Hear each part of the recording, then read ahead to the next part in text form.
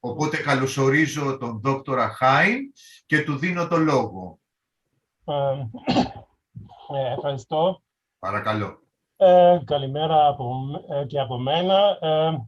Όμως, σας μιλήσω στα αγγλικά. Ελπίζω δεν θα υπήρχε πρόβλημα. Δεν νομίζω να υπάρχει πρόβλημα. Κανένα πρόβλημα δεν υπάρχει. Okay. Εντάξει. I will talk about computational materials science for modeling thermomechanical properties of composite materials. Our group, our laboratory, it is part of the Cultural Heritage Program of the Institute of Nanoscience and Nanotechnology. We are situated here in this building, in the building 8. If this would not have been a virtual summer school, you would have been sitting today, I think, here in the main auditorium. So what are composite materials? Composite materials are materials which are composed of more than of at least two constituent materials. So it's not homogeneous materials, but materials composed from several other materials. In our case, it is ceramics. We are working with ceramics, or in the case of building materials, of course, mortar, plaster, but also modern building materials as cement. What are now our research questions in looking at these composite materials? It is the performance and the use of materials which were in use, of functional materials. So, for example, functional ceramic vessels or building materials in antiquity, traditional, but also development of new functional materials. And we're trying to understand the strategies for enhancing the performance of these materials and adapting materials or their performance, their properties for specific uses. And of course, because we are working a lot with ancient or archaeological and traditional materials, we always look if we can learn something from past or from traditional technologies.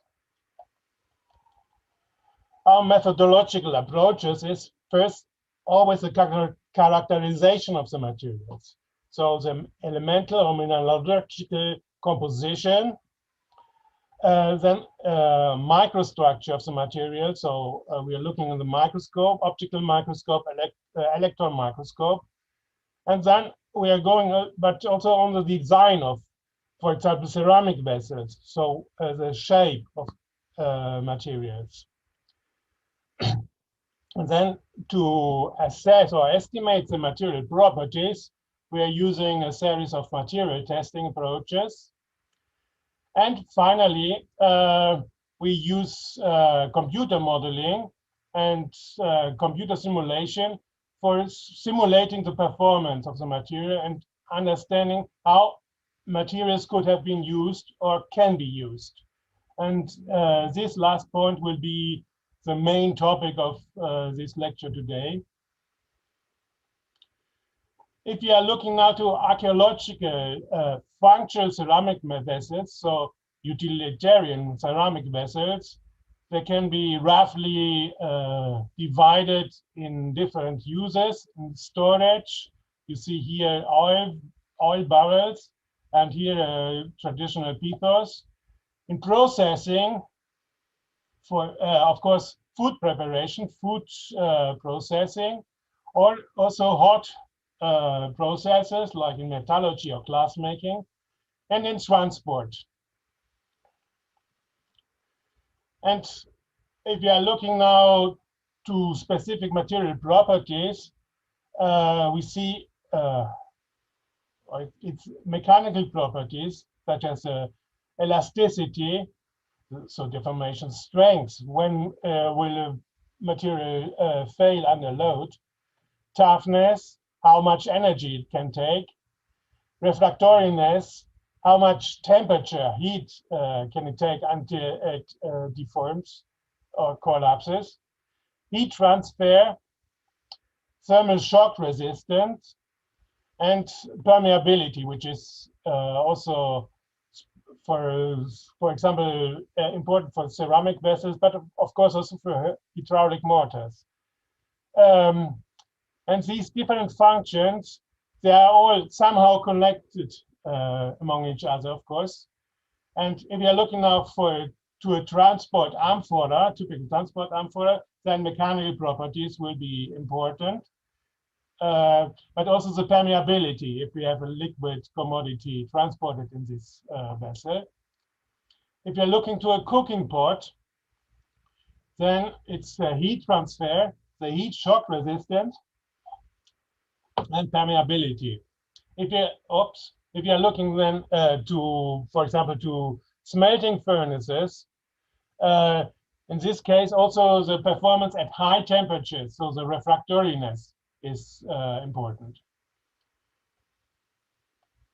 The material properties can be divided in intensive properties, properties of the material itself, and in extensive properties, so properties of an object constructed from the material. In this case, the intensive properties are depending from the fabric, so for example, from ceramic fabric, which depends on the clay composition, on the raw materials, on inclusions or temper materials which were added to the clay paste, on the pore structure, and on the firing conditions. Extensive properties, in this case, of ceramic objects depend on the shape, on the design of the ceramic vessel or ceramic structure. It's the wall thickness, curvature, specific angles, which can be always a point of failure, and on the points of load. So where in the object, where on the ceramic vessel were expected to be applied the mechanical loads or the heat loads. I told you in order to understand or to estimate the properties, we test the materials, the fabrics, so the intensive properties can be tested with standard material testings like this, the flexure strength with a 3-point bending test of a specimen cut out of, for example, of a ceramic vessel or fabricated from a specific clay. A load is applied until this specimen breaks the fracture, and so we can estimate the flexure strength. And this is a test for thermal conductivity. This is a guarded hot plate. It's a standard test for heat transfer, for heat conductivity. Now we also work with transient plane sources, also to see the heat diffusivity. But this is standard test for thermal conductivity. And if we are looking now to the shape, to the design, it is theoretically possible also to test the strength, for example, of a ceramic vessel, even of an archaeological find or of a replica. This is a replicate, by the way. But for this, we have to think about for the testing, really the shape, specific shapes. There's a necessity of testing multiple samples, also the variation of shape. And of course, this testing is destructive, and we cannot destroy, for example, archaeological finds. So for this, we are going to computer modeling, which means non-destructive testing. And we are using, or we are applying lots of finite element method. If we test something with a finite element method, then the structure is subdivided in small discrete areas or volumes, in these so-called finite elements, which are connected among each other via nodes. And the performance of the entire structure is simulated by applying specific loads and constraints to the model. Maximum stresses at fracture determined from laboratory tests I then used for failure prediction of the object. So we are testing the material. We are taking the material properties or also the fracture strengths into a new model of the whole object, and we can predict failure. And this approach, this method, is a discretization of the structure and the transition of a complex problem, of a complex system to an equational system, which can be solved by the computer. The finite element method, so we have a pre-processing, defining the geometry of the object, of the structure, defining the material properties. This is a design of, this is a case of two transport amphora, one lasting on the other, then meshing, dividing in substructures, and defining of boundary structures. The FEM solver we have to give the solution parameters, and the program solves and shows us, for example, the deformation under load. And then we have to interpret and the results. The structural modeling, or for this modeling, we use a multi-scale approach, going from the microscale via a mesoscale to the microscale, looking at the fabric, getting effective properties from our composite materials, which are mixtures of different materials. Mesoscale, we're looking at the stress distribution, and we can model also crack development. And then macroscale, the performance of whole objects, of whole vessels, ceramic vessels, for example, in this case, and damage assessment. This multi-scale approach can be, of course, also extended to a sub-microscale, looking, for example, at vitrification structures in the ceramic matrix, or to putting the objects in assemblages, or looking at whole infrastructures, for example, a transport infrastructure like a cargo ship. Now, at the beginning, there's a generation of models, of digital models. For example, we can go from we can construct 2D multi-phase models simply from, this is a backscattered SEM micrograph where we get the 3 phases, the ceramic matrix, inclusions, and pore structure. We can take an area, a part of it, apply, for example, temperature gradient, and we look at the heat flux, and estimate some kind of effective heat conductivity. Of course, we should more realistic. We go to 3D case. For example, 3-dimensional models of pore structures. This can be simply modeled with random modeling of of pre-selected shapes. This is a simple example with Python, where we generate the pore structure and subtract it from a block of ceramics. And here, of course, we can look at different shapes, at spherical, oblate, or cylindrical pores. This is an example of pore structures in metallurgical crucibles, where you see these extended pores. It's from plant fibers, from organic fibers, so that you understand why we are also interested at a kind of these cylindrical pores.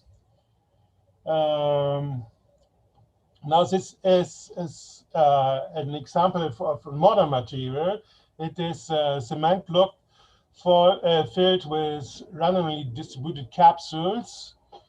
It's again a Python script where we generate this random distribution, and we are interested in a crack in the center, which then goes through the whole section, and looking at how many capsule it meets. The simple basis for this research, which it's based on experimental samples, is these capsules are filled with a healing agent, which releases then, which is released when one of these capsules is met with from the crack, and so we are looking at the volume, at the released volume, dependent on the crack length, and so the volume of healing agent which will be released and which could stop the crack, and this for different volume fractions of these capsules, and this is an estimation of the mean free crack length. Then, of course, for more realistic 3D models, we should use other alternative approaches, like, for example, computer tomography. This is an example from Canada. But with micro CT, we actually can get realistic models from pore structure and inclusions, distribution of inclusions. This is an example from colleagues from Bari, which at the moment have some samples of our amphoras to give us some realistic models for the microstructure.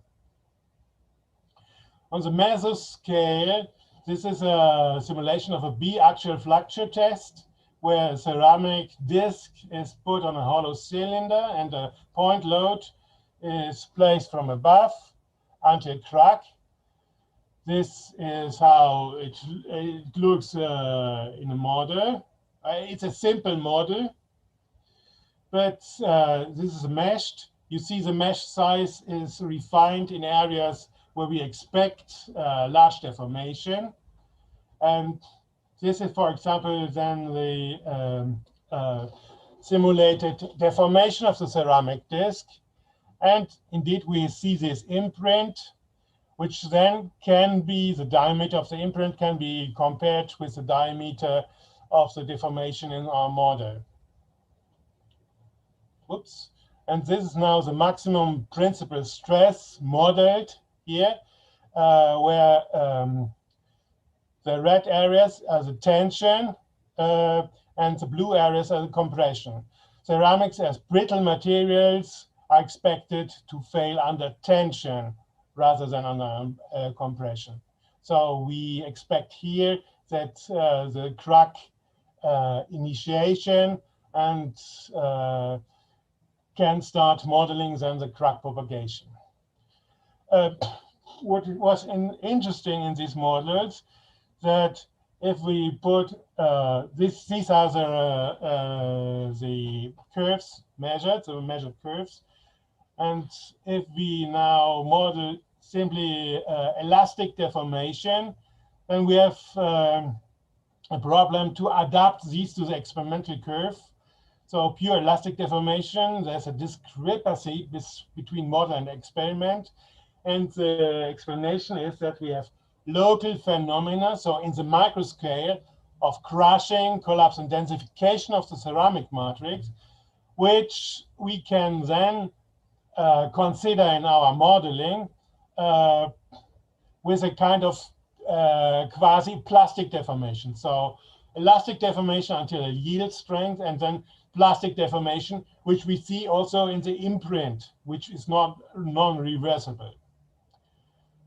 We go now to the macro scale, so 3D modeling of ceramics from scratch, for example. So we are looking at a profile, which then can be rotated simply in our CAD software.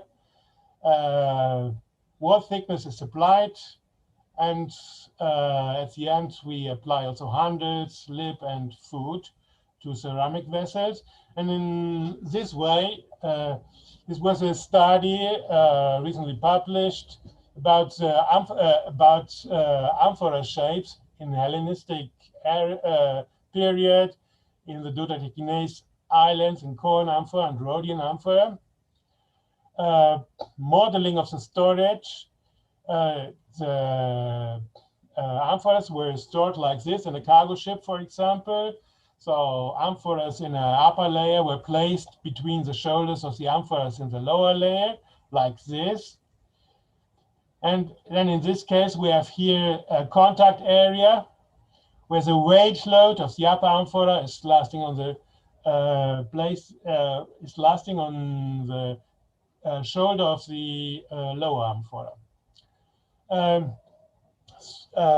More realistic models, again, can be generated, for example, with 3D scanning. This is our structured light scanner, which we are still experimenting with. And then we get whole ceramic models.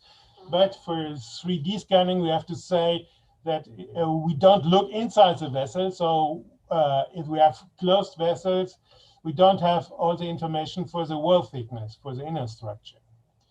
For this, we could apply, for example, X-ray radiography or X-ray tomography. So not microtomography, but tomography in a, for example, also in a hospital, in this case, where we get a full 3D model also of the wall of pores or voids in the wall and of the wall thickness. And so this is what I told you, this the storage in a cargo ship, and which we also see from excavation like this underwater excavation in Cyprus, where they found amphoras like this, and where it can be reconstructed like this. So the amphoras are placed between the amphoras, shoulders of the amphoras and the lower layers. This is now our model. Okay, this is not so true because it's a Roman ship which are used in this case, and Hellenistic amphoras, but only to demonstrate we have vertical loads, such as the weight load, but also the swell of the boat. And we have also horizontal loads, like the rolling of the ship in the waves, in the heavy sea. So both can be simulated, and this is how it looks like. This is now the contact area between the two ceramic vessels, the two amphoras, and with increasing vertical load, we look at the stress, taking the properties according to our material testing. And this is now a table from this article, which came out last year, where we see the principal stresses, and we have some estimation if the development of amphora shapes was related really with the performance, mechanical performance of the amphoras.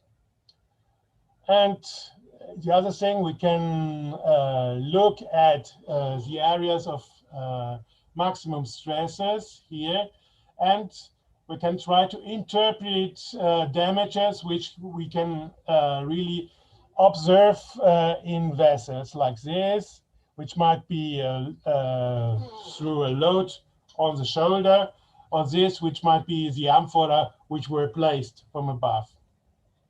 Future research questions are what happens with mixed cargo, variation of shapes, more into dynamic loads, material fatigue with the dynamic loads, and chain reaction, what happens with amphoras when amphoras in the lower layer collapse.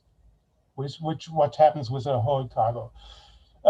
This is another case study, in this case of smelting furnaces. It's an experiment which we did some years ago in a workshop, where we have a smelting furnace reconstructed from archaeological remains or evidence. And here we measure the temperature development in the furnace walls. This is a model, the furnace place, the furnace floor in contact with the soil, and the furnace wall in contact with the air, so cooled by the air. And then we can simulate the temperature development inside the wall, compared with fragments of archaeological furnaces, and the temperature development in the wall, which is cooled from outside by the air, and which goes into equilibrium quite fast after 2 hours. But the temperature in the furnace floor is increasing, and so we can actually estimate the operation time of the furnace. Lastly, I will show you something about cooking pots. This is a new project which we are actually preparing about multi-scale modeling of archaeological cookware and investigation of thermomechanical function and performance. Again, looking at the ceramics from microscale, mesoscale, to macroscale, to the design, and using these analytical evidence for our computational modeling. This is work in progress, so I cannot show you too much of the results. Research questions in this case are heating effectiveness, thermal stress, thermal shock. If we can say something about cooking methods, and if we then go to a larger scale on whole cooking infrastructure. With cooking, probably we have to also apply computational fluid dynamics if we go really to the modeling of foodstuff and heating source, heating infrastructure. Let's come to the concluding remarks. These are now more about ceramic vessels, but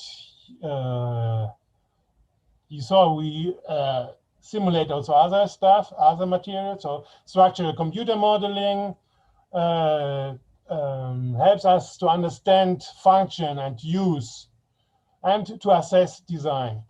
So the multi-scale approach allows for investigating essential parameters affecting the performance. And these digital models can be also included in a virtual environment or infrastructure in order to investigate constraints or specific modes of use.